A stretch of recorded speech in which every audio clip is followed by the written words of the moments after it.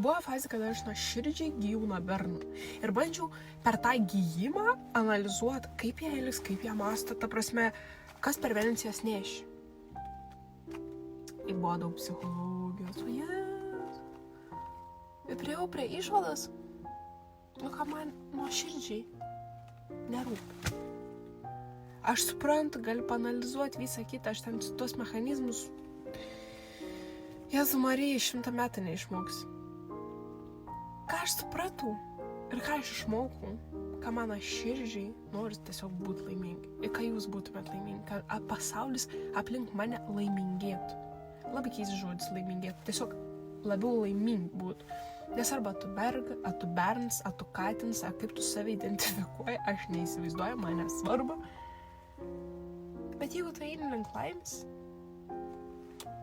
čia yra gerai.